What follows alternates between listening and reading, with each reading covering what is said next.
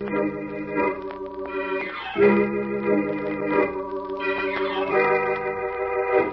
Avenger. The road to crime ends in a trap that justice sets. Crime does not pay.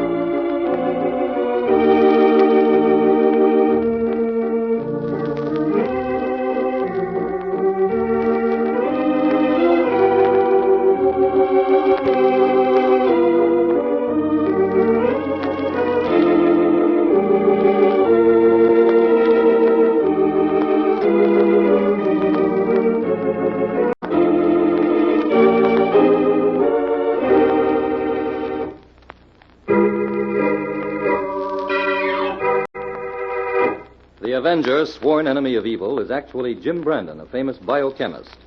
Through his numerous scientific experiments, Brandon has perfected two inventions to aid him in his crusade against crime as the Avenger.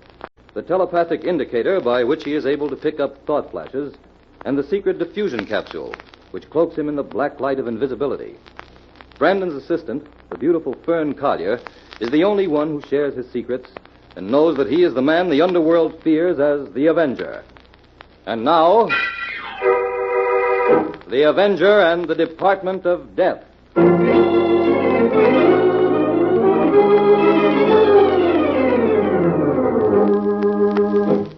The employees of Kahn's department store are beginning to punch in for the day. Among the early arrivals is Mabel Darnay, who hurries toward the employee's elevator.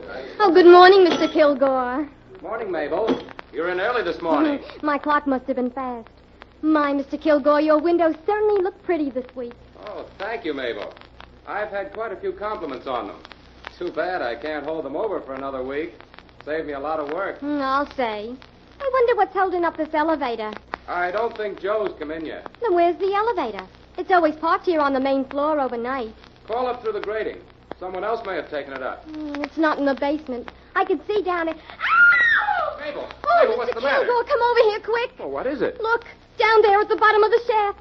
It's Grady, the watchman. He looks like he's dead.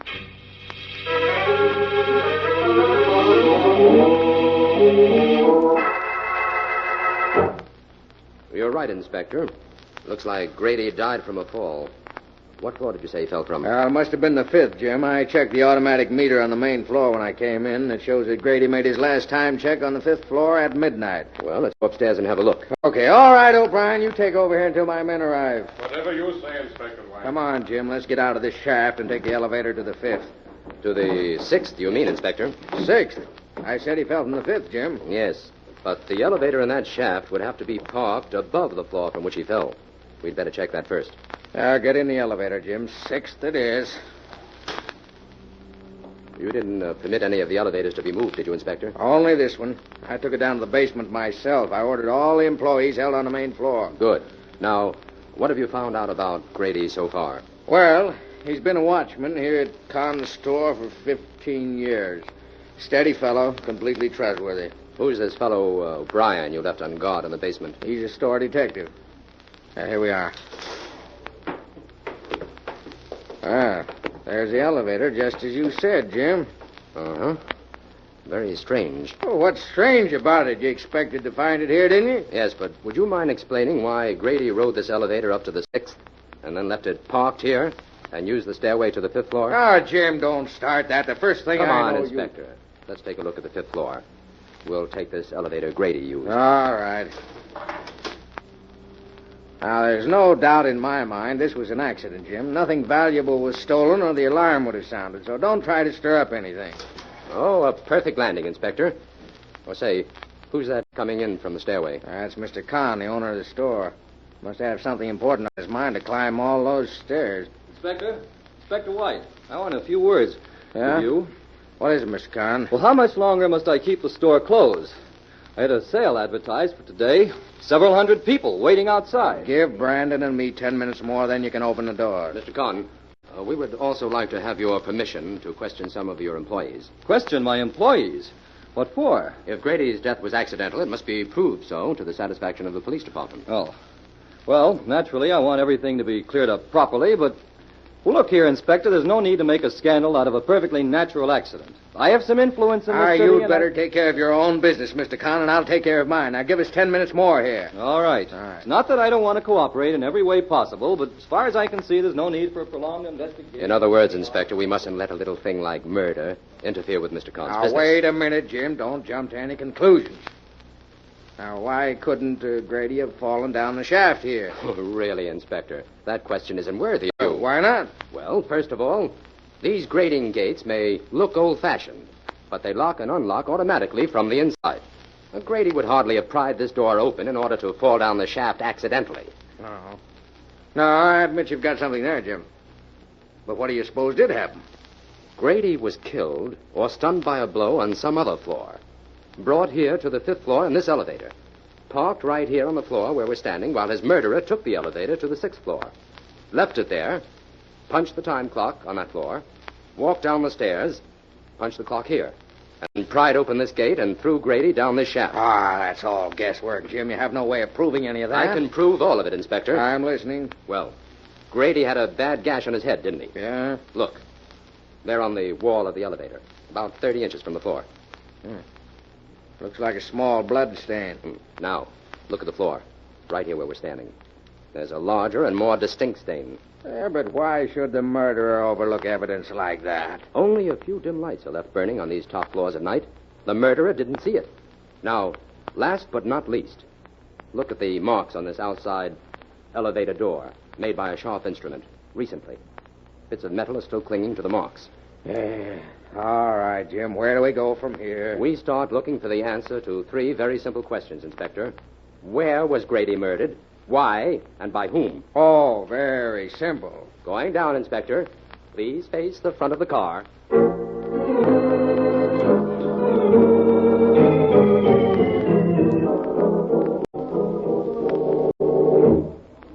Well, Jim, this is the first time I ever spent a whole day in a department store without buying anything. I've discovered that shopping for clues in a busy department store is practically impossible, Fern. It's almost closing time. Shall we call it a day? No, let's finish our examination here on the main floor. All right. Jim, in that little room next to the book department. Oh, that's where the vault is kept. Oh. Say, this room on the right looks interesting, Jim. It's marked no admittance. Oh, that's for us. Come on, Fern. Seems to be some sort of storeroom. Who's that? Customers aren't allowed in here. Oh, it's you, Mr. Brandon. Yes, you're Kilgore, the window decorator, aren't you? That's right. I'm getting things ready to change the windows tonight.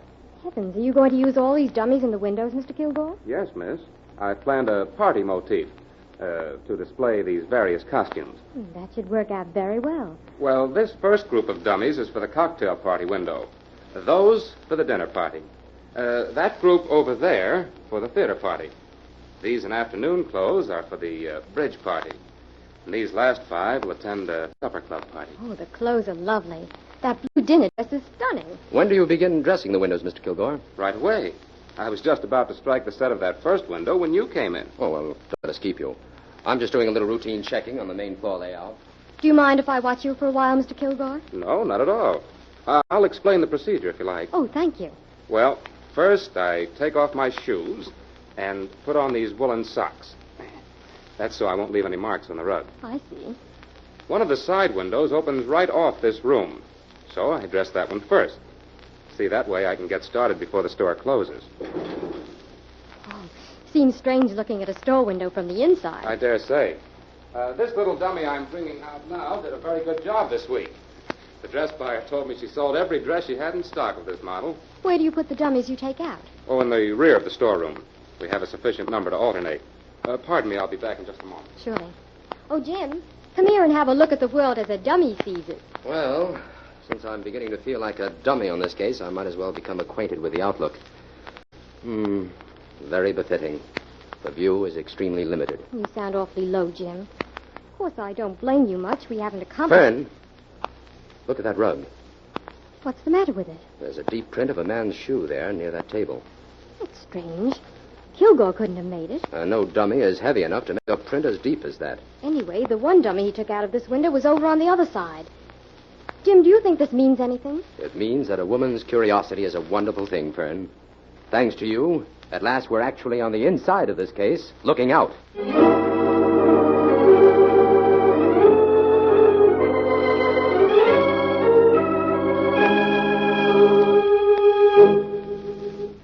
Mr. Shelvin, you're in charge of the jewelry department, aren't you? That's right, Mr. Brandon. Until just a few weeks ago, the jewelry was on the mezzanine. Why was it changed? Mr. Kahn decided to enlarge the department. There's more room for display here on the main floor. I see. You're planning a big diamond sale as soon as the new shipment arrives, aren't you? Why, yes. How did you know about that? Mr. Kahn told me I wasn't to mention that shipment to anyone. Well, it seems to be a fairly well-known secret, Sheldon. Mr. Kahn won't like that at The all. new vault for the diamonds is over there in the room next to the book department, isn't it? I'm sorry, but I'm not at liberty Oh, well, I know it is. And also that you and Mr. Kahn are the only ones who have the combination to that vault. Mr. Brandon, I hold a very responsible position here. I don't want to jeopardize it in any way. If you have any further questions, I prefer that you direct them to Mr. Kahn. There goes the closing signal. You'll have to excuse me.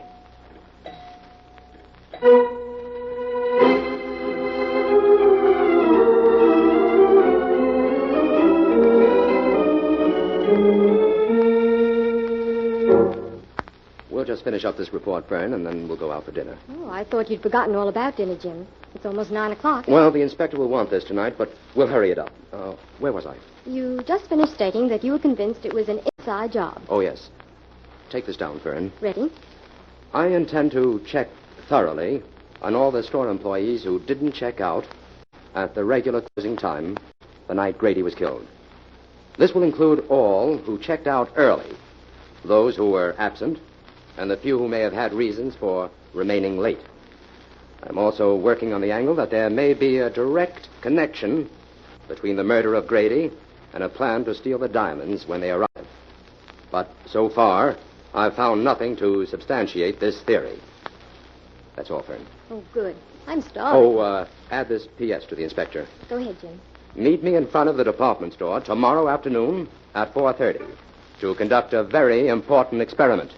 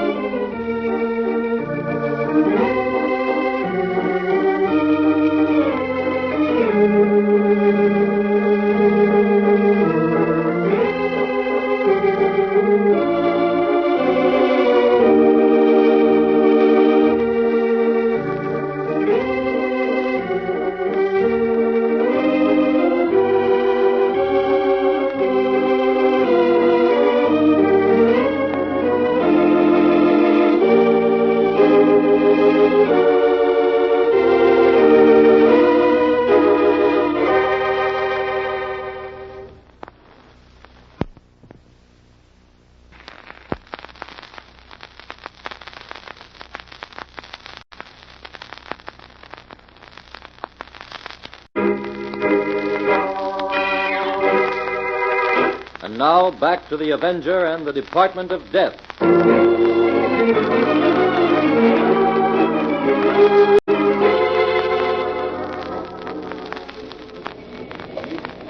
Here I am, Inspector. Jim, what are you up to? Why did you want me to meet you in front of the store? Inspector, we're going to pretend that we're two employees of Kahn's department store. We either checked out early or we didn't show up for work today. Anyway, we're outside the store, according to our time cards.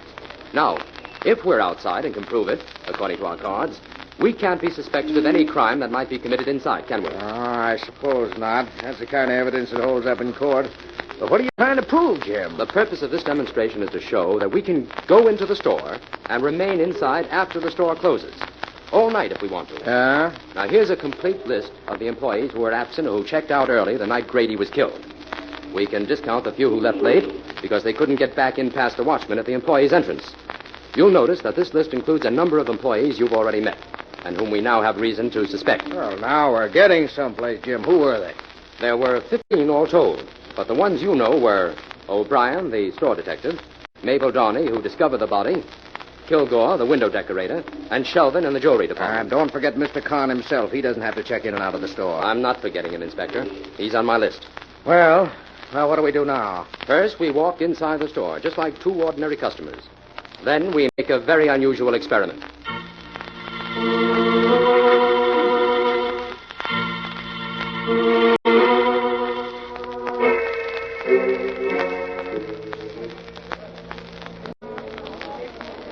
Inspector, the door to one of the side windows is right behind us. I'm going to open it now, and we're both going to step inside the window. Oh, of all the crazy ideas you ever come up with, Jim, this is the craziest. Come on, Inspector. We're invited to a cocktail party with 5 dummies. Hurry. Now what? Sit down on that bench. You'll be partly concealed by those 2 dummies. I'll stand over here behind this lovely lady in red. You can talk, Inspector. No one can see your face, but don't move. How long do we have to stay here, Jim? Until after the store closes.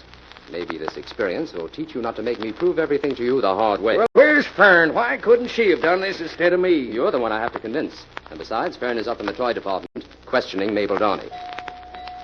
Oh, there goes the gong. It's closing time. Oh, how much longer? We're going to stay here like this until everyone is left. Oh, this is carrying things too far. Be Jim. careful, Inspector.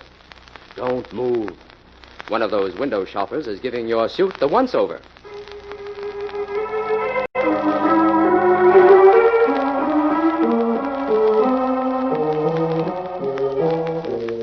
So after I'd finished questioning Mabel last night, it was time for the store to close. So I went outside and watched you and the inspector in the store window. My, you look natural. We saw you, young lady, and I might add that wasn't part of your I assignment. know, Jim, but I wouldn't have missed it for anything. Well, what did you find out from Mabel, Fern? Well, Inspector, she knows all about the diamond shipment that's expected, and she has a terrible crush on Mr. Kilgore, the window decorator. Oh, that's no help. Now, look here, Jim. We're moving too slow on this case. Inside job or outside job, I've got to find the man that murdered Grady and find him quick. Get that murderer all right, Inspector, but it may take a few A days. few days? Have you seen the morning papers? Why, one of them went so far as to print my picture and caption it the police department dummy. I've got to make an arrest in this case within the next 24 hours, Jim. All right. I promise you that by 10 o'clock tomorrow morning you can make an arrest, Inspector. You know who the murderer is, then? I didn't say you could arrest the murderer. Oh, stop talking in circles, Jim. What do you mean? Well, I know who the murderer's accomplice is. And since you're so desperate to make an arrest, I'll deliver him. Then it's up to you to make him talk.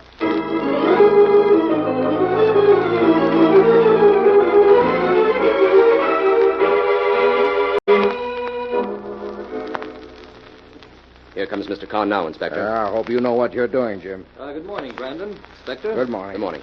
Mr. Kahn, we're going to make an arrest here. What? I sent for you because we want to handle things as quietly as possible. An arrest? Who? Roger Kilgore, your window decorator. Why, you must be mistaken, Brandon. Kilgore Was implicated in Grady's death. One of his windows was deliberately arranged so that someone could hide in it without attracting attention on the outside. And someone did hide there the night Grady was killed. If it wasn't Kilgore, then Kilgore knows who it was. Bring Kilgore in here, Mr. Kahn. Well, I'm afraid I can't. Kilgore didn't show up for work this morning. What? Well, has he called or anything? No, not yet. Come on, Inspector. We've got some work to do.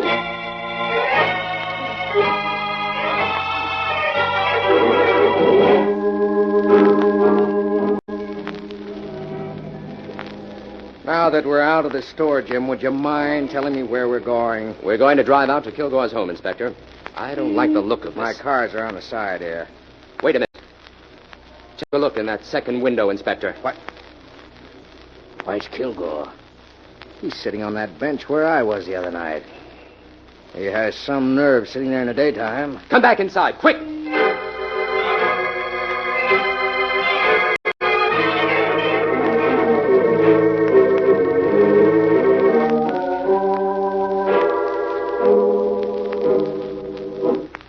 That's the window, O'Brien. Open it up. Not so fast, Brandon. I have to have a good reason to open these windows. And I'll give you one. Kilgore's inside there. Kilgore. Well, what's he doing in there? That's what we want to know. Open the window and tell him to come out. Okay. Come on out, Mr. Kilgore. There's something wrong here. Inspector, come into the window with me. You too, O'Brien. Right, Jim. Sure. Hey, Brandon, I don't like the way he looks. No. Kilgore has been propped up on this bench for hours. He's dead.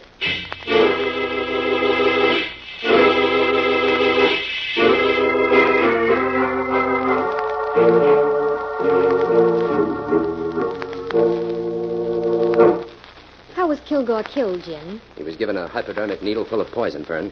Jim, this case seems to be getting more hopeless by the hour. Khan's store seems to have added a new department, the Department of Death. Well, the whole thing has taken an unexpected turn, but things are beginning to add up. For instance? Kilgore was murdered by someone who no longer needed his services and wanted to get him out of the way. That time element ties up with a big event scheduled to take place at the store today. You mean the arrival of the diamonds? Yes.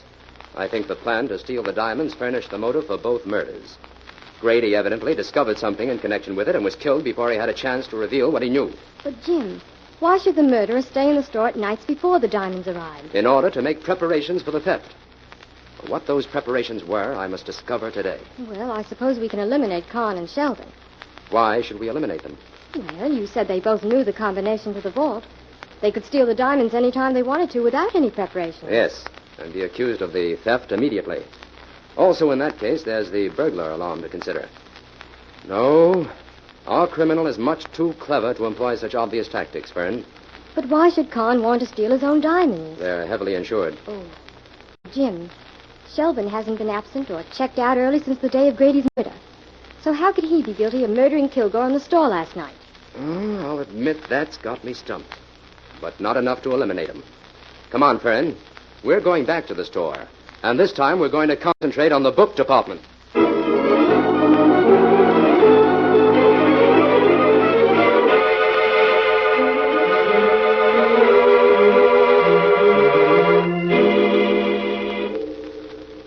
While we're here, Fern, I want to pick up a copy of Dr. Ledlow's book on crime documents. Oh, I saw it here in this large bookcase the other day, Jim. I can find it in a minute. Oh, all right. I'll browse around a little in the meantime. Oh, Jim. Yes? Come here a minute. Well, what is it? Look at these books.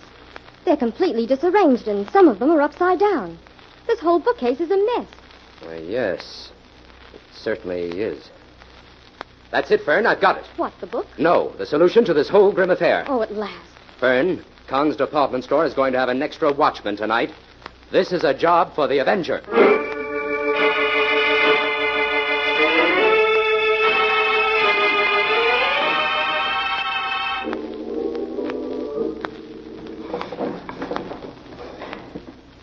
Now, that bookcase is out of the way. About half an hour before the watchman and O'Brien come down here again. I'll have the jewels out and this case moved back by then. What was that noise? Who's there? It's the Avenger, Sheldon. The Avenger. I'm here to close your Department of Death and bring you to justice for the crimes you've committed. How did you get in here? Your crimes invited me. I can't see you, Avenger.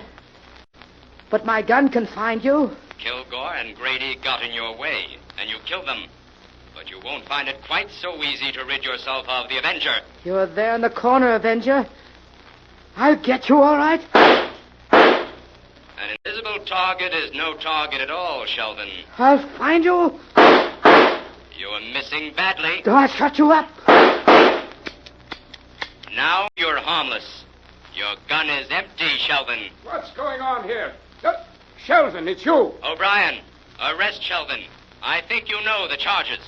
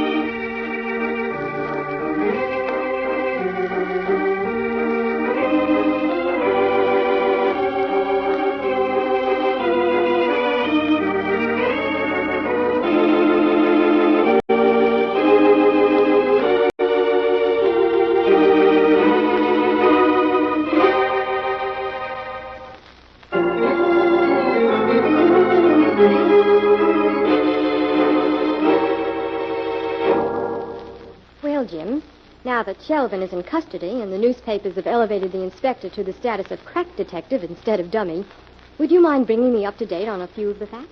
Not at all. We have to make out a full report on this for the inspector anyway. Well, tell me briefly first. What was the clue you found in the book department? Well, as you know, the diamond vault was in that small room that adjoined the book department. The back of the vault was against that wall.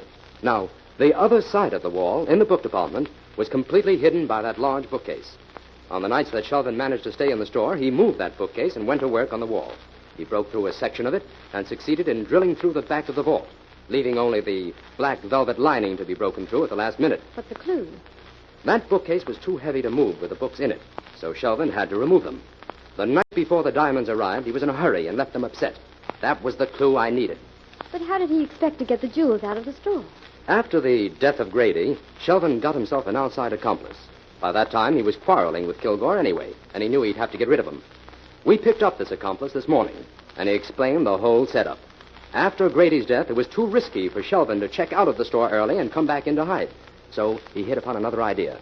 He hired a man who bore an amazing resemblance to him to check in and out of the store for him. Very clever. Shelvin's plan was to steal the jewels and stay in the store all night. The next morning, just before time for the store to open, his accomplice would check in for him, pick up the jewels in the washroom where Shelvin had left them in a shopping bag, and then exit from the store just as the early shoppers were coming in the main entrance. And in the meantime, Shelvin goes to the safe, gives the alarm, and is under no suspicion. Right. Well, Jim, could we get the inspector's report out right away? I'd like to leave early today. Oh, I can tell by that glint in your eye you're going shopping. Yes, I am. Well, murder or no murder, I suppose no woman alive can be expected to spend 3 days in a department store without buying something.